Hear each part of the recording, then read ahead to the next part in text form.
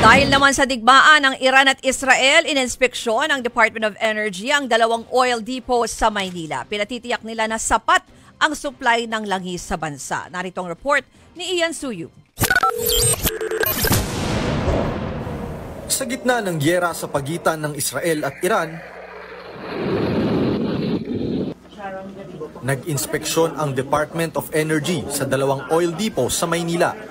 Layo nitong siguruhing sapat ang supply ng langis sa bansa na karaniwang nanggagaling sa Middle East. Ayon sa ahensya, ni-require nila ang mga kumpanya ng langis na magsumite ng 30-day inventory ng krudo, habang may 15-day mandatory inventory naman sa mga produktong petrolyo. Ibig sabihin, kahit walang dumating sa Pilipinas ng supply, walang delivery sa atin, kasi wala naman tayong source dito na local eh. Pag nag-import tayo at wala nang papasok na importation, in 15 days, meron pa rin tayong supply. Pagtitiyak ng Energy Department, malabo pang magkaroon ng problema sa supply sa mga susunod na linggo.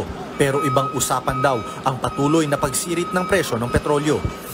Kanina, nadagdagan pa ng 1 peso and 80 centavos ang bayad para sa kada litro ng diesel at gasolina, habang 1 peso and 50 centavos naman sa kerosene. Ito na ang ikalimang sunod na linggong oil price hike.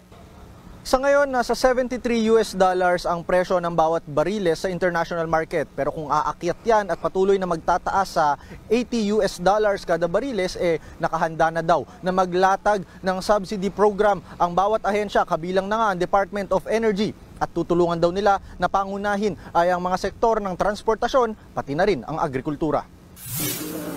Pupulungin naman ng DOE ang mga major oil company para himukin silang magdiskwento. Ayon sa Malacanang, maging ang Department of Agriculture handa kung sakaling maapektuhan ang mga magsasaka. Ready naman po at kung mangyayari man po ito, maaari po tayong kumuha sa ibang parte ng mundo na malapit sa atin, katulad po ng Brunei. At nakikita rin naman po ng DA na hindi naman ito magdudulot ng pangmatagalan na problema. Nagbabalita mula sa Frontline, Ian Suyu, News 5.